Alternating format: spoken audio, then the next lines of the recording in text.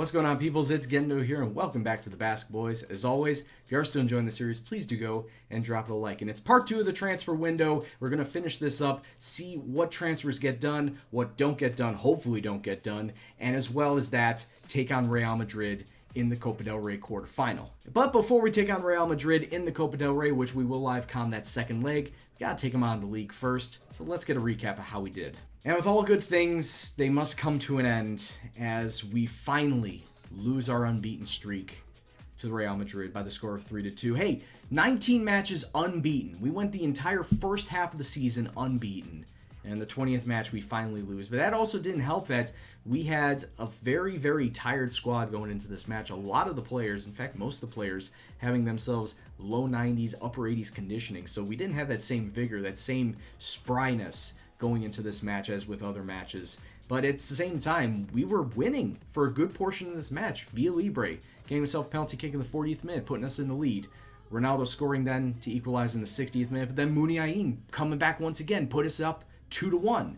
And then some late Real Madrid magic, or BS, if I don't want to mince words. Some late Real Madrid BS sees Ronaldo get himself a brace, and then Sergio Ramos in stoppage time for the ultimate winner. We could have come away with a draw here. We could have continued on with our unbeaten run, but it all came down to the squad was more tired than Real Madrid's. That's what it was at this point in time. We didn't have a lot of shots. We definitely didn't have a lot of possession. It was all just coming down to sheer willpower, and just didn't happen, just didn't take.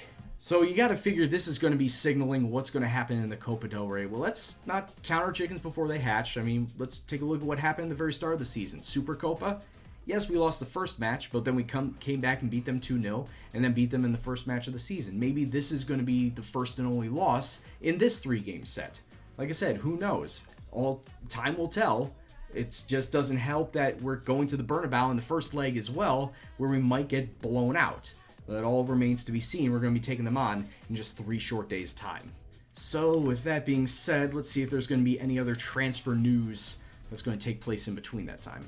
So let me take time out of this episode to show you exactly what the table looks like going into the second half of the season and see where everybody stands. Barcelona's still on top, but no longer unbeaten. They finally recorded their first loss. And it just so happens, funnily enough, it was against Real Madrid. So that's still something that we're similar with Barcelona. Their only loss is to Real Madrid. Sociedad and Atletico Madrid sitting there in 3rd and 4th. But let's take a look and see where Real Madrid are. Yeah, Real Madrid still mid-table. 11th place with a 7-6-7 record. I honestly can't explain it. I don't know why Real Madrid are doing so poorly this season. But hey, that at least leaves that second place spot wide open for one of us to pick up. So I'm going to take a look at the scouting just to see who's still available, and I'd be lying to you if I was saying that I wasn't trying to go back after Iñaki Williams.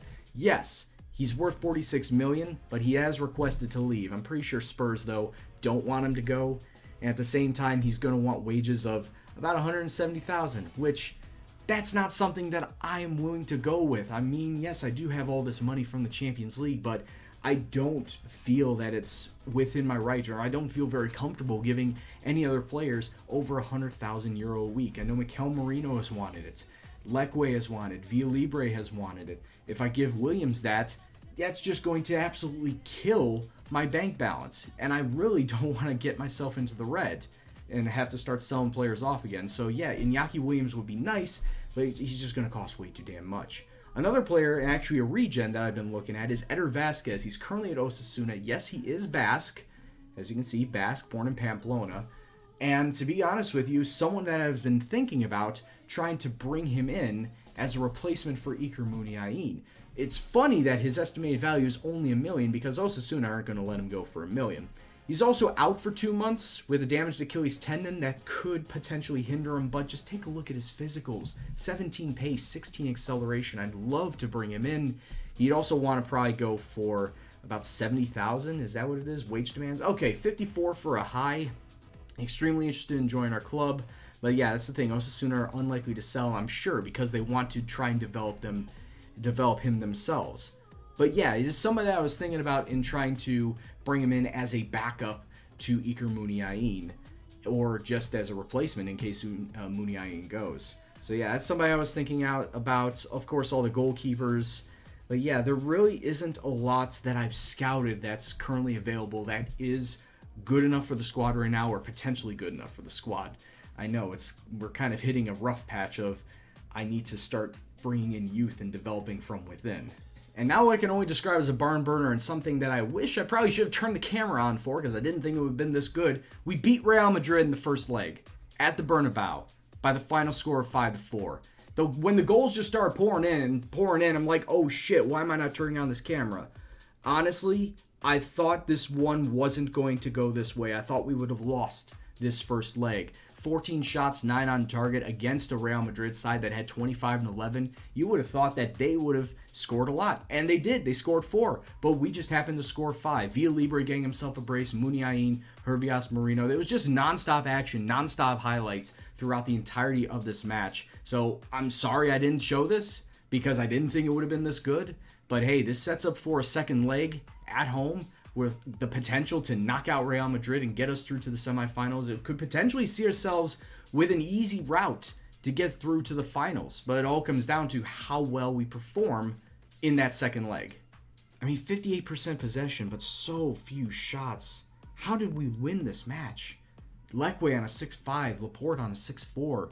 Fortunately, the midfielders and the forwards played their asses off to get us the goals and to get us the win. So it looks like the only casualty out of this is that Ander Herrera is not going to be able to play in the next match, which I would have liked to have had. I mean, yes, I can stick Linton Jr. in there, but Ander Herrera, he's invaluable to the club. Would have loved to have played him out there. All right, so I'm going to do one more overall scout of all the players that I currently have in my system who are of Basque descent and have themselves a current ability of useful, which is 1.5 star, and a potential ability of at least good, which is 3.5 star. And 11 players come up, 2 of them you already know, in Vasquez and Iñaki Williams. So I want to go over some of the other ones that I found very interesting. Also, DeMarcos, Kepa, Romero are also in there, so you don't need to worry about those. But the top 2, Oscar Ray could potentially be a 4.5 star center back. He's 21. I don't think he can reach his potential at this point in time, especially if his current ability is only a 2 star. But taking a look at some of his stats, he's not that bad. 15 marking, 11 tackling, 13 positioning. Physically looks fairly dominant, at least a 10 or 11 in all of his stats. 15 strength, 16 jumping reach. I don't know. It could be worth a punt on him. He's valued at 550,000, but what's his release fee? 16 million. Oh man, Osasuna are gonna not want to let him go, especially for anything lower than that. So it might not be worth it. It might very well not be worth it. And especially since Osasuna are unlikely to sell him. That sucks, man. Especially here. Seen right here. Extremely interested to join the club, but Osasuna don't want to sell. That's a bummer. Alright, let's take a look at the guy below him. Zordine Thior. He's 24 years old. He's currently a 2.5 star player. Potential to be, 4 star? I think the ship may have sailed on that. I don't think he's reaching 4. But he's Senegalese. What is he? Basque through family? I guess he's Basque through family, which is the only reason I can understand that. But let's take a look at him as a left attacking mid. I'm overrun at left mids right now. Ruben Martinez, Raul Paul, I think Jorge Otero can also play left wing. Chechu Marino can play left wing. These are all players that are in my youth system, and that's obviously not counting your Muniain. But yeah, 24 years old. I think the ship may have sailed on this guy. He doesn't look too terribly bad. Physically, 14 pace, 15 acceleration, 15 stamina, 16 natural fitness is always good. Some of the attacking mid stats you got to look at: 14 crossing, 14 dribbling, 15 first touch. So yeah, technically gifted. Doesn't have a lot of vision, but other than that, it's not too terribly bad. But like I said, I just have a logjam at left attacking mid that I don't feel the need to bring someone else on, especially someone like him. He's from Cadiz. Oh well. And then, yeah, the next 5, 6 are all players that we've seen already. So, yeah, there really isn't a lot to choose from in my scouting list that could be deemed useful or good going forward. That son of a bitch. This is probably something that went underneath the radar. I just passed it over. I didn't even notice. But Ruben Martinez, one of my up-and-coming left attacking mids, what I was just talking about a couple seconds ago, has been sold to Leicester. He's been sold to Leicester for 700,000 euro. I mean, yeah, I brought him in for 500, but 700,000 is so small. Apparently, it could rise up to 2 million, but we sold him off at 700,000 euro. He has a massive upside. He is a 4-star potential left winger. Why would you go behind my back? I say behind my back, I probably just wasn't looking. But for 700,000, that's too damn small. Oh. So in the league match versus Granada, in between the two cup matches, we used a slightly rotated side and came away with a solid 2-0 victory. Yes, we didn't have a lot of shots, and in fact, Granada were hanging around. They took the same amount of shots as us, mostly around the same amount of shots on target, but Xavi hitting the mark twice to get us that 2-0 victory. Ottingana was in net today. We actually had to use a youth, a 19-year-old right back in Javi Moreno, just because, well, Azpilicueta was not fully fit. Leque was, I believe, suspended for this one. And, well, we got rid of Roberto Munoz out on loan. So, yeah, we had to use a 19-year-old Javi Moreno who hasn't really had any first-team football at all. But overall, he did fairly well, 6'9". Hopefully we don't have to use him again at all this season. But, yeah, nice solid win in the lead-up to Real Madrid. So if you remember from last time, the home matches versus Real Madrid, this formation gets the job done. It's the 4-2-3-1, and this is the lineup that we're going to use with a little bit of a tweak because Ander Herrera is suspended, so therefore cannot use him. Ruffier is going to be in between the sticks. Leque, Martinez, San Jose, and Azpilicueta along the back line. Laporte, a little bit of a fitness issue. He's coming off the bench today. Linton Jr. and Marino is the 2 center mids, the 3 attacking mids of Muniain and Chausti and Hervias, and sitting up top, Mr. Free Village, Asier Villalibre. Can we replicate another victory to get us through to the semifinals? I would hope so, but I would also like to hope for a 0-0 draw, or just any draw in general, since we have the goals advantage. Let's cross our fingers, boys. Hope for the best. Let's go kick off, see what happens. And just taking a look at Real Madrid's lineup, this is who they got. Alvaro Morata sitting up top, Griezmann, James, and Gelson Mertens along the attacking mid side, Cruz and Casemiro as the mids, Blind, Romagnoli, Labelle, and Carvajal the defenders, and Keylor Navas sitting in the back. So that's a very tough squad. I'm surprised I don't see Ronaldo there unless he's coming off the bench. He's not even on the bench. Oh, man, I wonder what happened to him. Oh, well, yeah, let's go forward with this in the hopes that we actually get this done. So if you notice that the 4-2-3-1 I have is also a very attacking-minded formation. Yes, this may be a little 4-2... So this is a bit of a shock, as Real Madrid have just stormed out of the gates. 40 seconds in, ball through the middle, Alvaro Morata coming through, scoring an opening goal. Okay, it's 5-5 on aggregates. We still have the advantage, but can't let Real Madrid do that. We still can't let Real Madrid come and do this, as Alvaro Morata taking a shot. Good save from Ruffier this time, but it's still coming through. Come on, boys, wake up. Real Madrid have really looked the better side so far. Javi Martinez coming through with the tackle. Oh, you cannot do that! You cannot do that! You cannot just tackle him and let the ball fall away. And James Rodriguez cannons it off the bar and in. Come on, boys! Stop playing dumb! Real Madrid, it's not even been 10 minutes yet. They've scored 2 goals. They've had all of the ball. They've had all of the shots. We haven't done anything. Why? Why, boys? Why have you not done anything yet? These opening minutes have been absolutely shambolic for us. It's been non-stop Real Madrid absolutely jamming it down our throats. 21 minutes on now. Nice interception. Ball over the top to Hervias. Gets it through to Muniain. There we go. Great cross in from winger to winger. Muniain into the back of the nets. We got ourselves a lifeline in this match. 2-1 on the day. Yes, we're losing, but it's 6-6 on aggregate. Hervias coming through. I mean, it's a beautiful cross. He had 2 men in his face. Muniain completely unmarked at the back post, getting us finally an opening goal for us. Free kick, top of the box, just a couple minutes later, and Chausti getting it through. Oh, almost got it through. Linton Jr. just about had a crack at that, but another bad pass. We're just making stupid mistakes early on. Good interception, though, from Marino, and Chausti being hugged at the line. Really, closing down Azpilicueta. You cannot allow that. Good save from Ruffier, but I thought for sure that Real Madrid are going to be scoring a third right there. Jesus Christ, boys. Villalibre, though, out to Hervias. This is some end-to-end play. Hervias to the byline, to Leque, to Linton Jr. Linton Jr. cannons it off of somebody, and it goes into the back of the net. It's 2-2, 6-7, 7-6 on aggregate. Oh my God, it's going to be one of those days. It's going to be just like the first leg. It's going to be as wild and as wacky as the first leg. Linton Jr. cannons it off of number 26. Keylor Navas diving for no reason whatsoever at that point in time. And we're back in this match. This is crazy. This is an absolutely crazy match so far. Javi Martinez is on a 6-4 free kick. Top of the box, James. Jesus Christ. This is going to be exactly like the first match, where it's goal after goal after goal. James Rodriguez gets his brace. Free kick from about 25 yards out. I mean, that's prime free kick, free goal spots. Doesn't matter if you're James Rodriguez or Joe from Grimsby. FM loves giving you free goals from that spot. 7-7 on aggregate. And here comes Real Madrid once again. Ruffier with a nice save. I mean, can you tell that Real Madrid are pissed? Can you just get a hint that Real Madrid are pissed about not just their league position, but they got a loss in the first leg, a 5-4 loss in Bernabeu?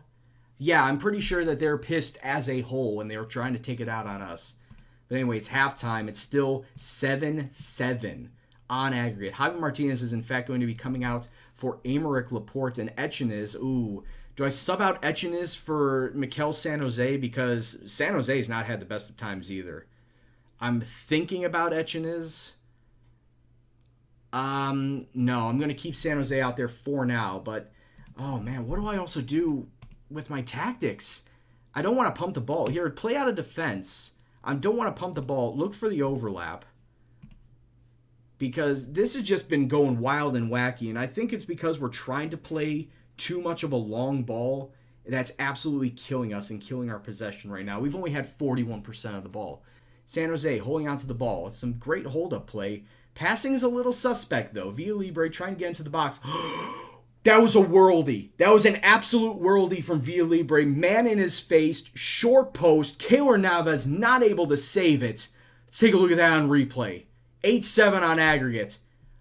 Take a look at this. Top of the box. He switched his feet. He switched his feet. He dared the defender to take the ball off of him.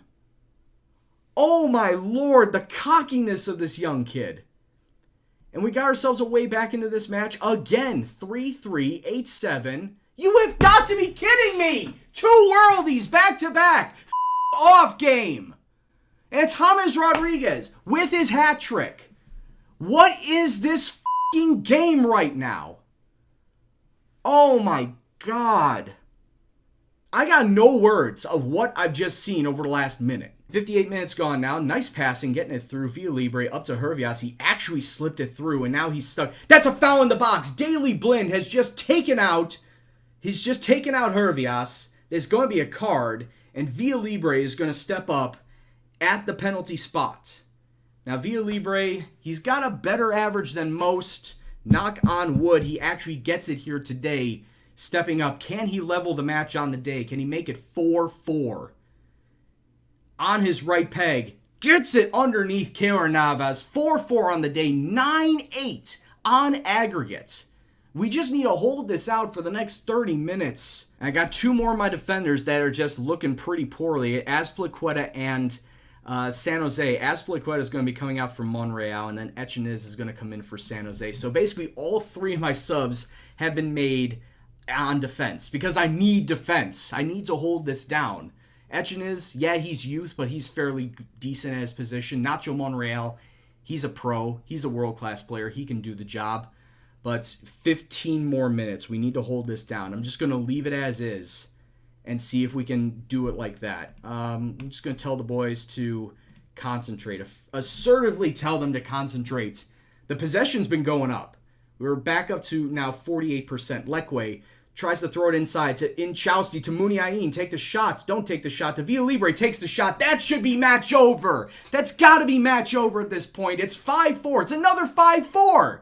Can it end 5-4, 10-8 on aggregate, with 5 minutes left to go in this match? After how wild this match, as well as the first leg has been, we absolutely deserve this win. And not just this win, we deserve this cup. I have just witnessed 2 absolutely bonkers games. And you've just witnessed one of them, because I didn't throw the camera on the other one. Oh my god. We're through to the semifinals, where at this point it doesn't matter who we face. I really don't care who we face at this point. We've just made it through. We've made it past the behemoth of Real Madrid. We couldn't do this last year. We couldn't do this in the finals last year. That would have been a great final. 5-4 in the final. Ooh. Oh, but we couldn't do this last year. We do it now. But hey, that makes our job easy. Honestly, it makes our job really easy going forward. And it looks like Villarreal beat Cordoba, so we'll be taking them on in the semifinals. All right. Well, that was fun. Oh, man, oh, man, oh, man. And we still have, 5 days, 6 days left in the transfer window?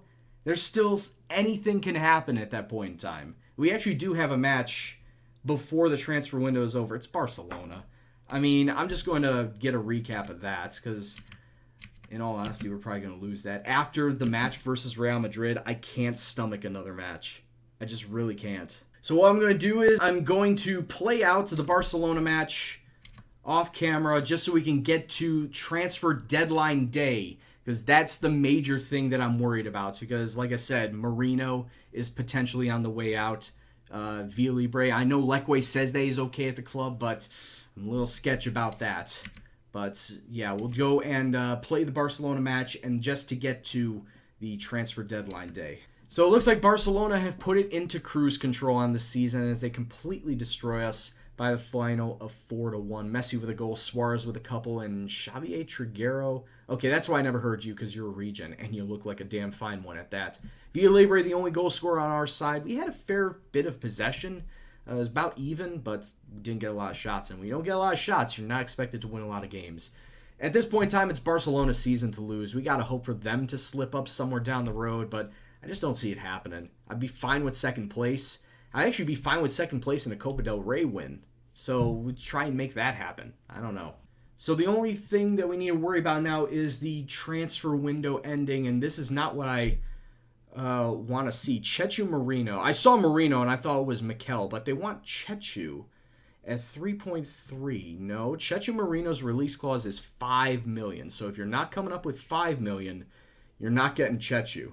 We're going to cancel that. We're rejecting. See, I tell these guys to reject the offer. I don't understand why when I'm telling them to reject the offer, they go ahead and accept offers anyway. That's dumb. So yeah, reject all offers because I don't want you selling him, and actually do your job next time. I mean, director of footballs, I love them. I love that they are able to take away some responsibilities from me, but sometimes they make the dumbest decisions. Liverpool have not stopped trying to get Chechu Marino, so I was going to say, if that's the case, and here it is again, they've offered Chechu Marino, but I absolutely want to keep him. They have triggered his release clause of 5 million. I really should have put in a contract, a new contract for him before Liverpool even came in for his stuff. So if we lose him, if we lose Chechu Marino, I'm just going to blame myself, to be honest with you, because that was a left winger that I saw as a nice developmental project for the future. Marino, yes, thank you, Chechu Marino, showing his loyalty to the club, and he pens himself a new deal for us, £9,000 a week, which was what he was making beforehand, for the next 4 years. Release clause. Oh, he rejected a new contract. And it looks like that could very well be the end of the transfer window. So yeah, we had a couple of scares. We had Mikel Merino, who could have potentially gone out. We had, transfer deadlines passed. So we had Mikel Merino potentially going out to PSG. And then we had Chechu Marino potentially could have gone to Liverpool. Thank God that he rejected Liverpool, but also at the same time he rejected a contract from us. So I don't know what the deal is with that. Maybe it's too early to give him a new contract. But anyway, the transfer deadline is come and gone, and no more transfers can be made. A lot of loan outs, a couple of the youth prospects coming in, but other than that, no big names leaving. Thank the Lord. So anyway, that's going to do it for this episode. I'm looking forward to next episode. We got the semifinal versus Villarreal coming up, and then very shortly after that, the first knockout round versus Inter. So that's going to be coming up on the docket for next episode. Hope to see you guys then. But anyway, guys, hope you enjoyed this episode. And if you did, please go and drop it a like, share, subscribe, and all that jazz. And leave a comment below on what you thought about my transfer dealings as a whole. And oh my God, that match versus Real. What did you guys think about that? Please leave some comments below. But anyway, guys, this is Gendo, and I'll see you in the next video. Take care, and peace out. Oh man, I thought that Real series was going to give me an aneurysm.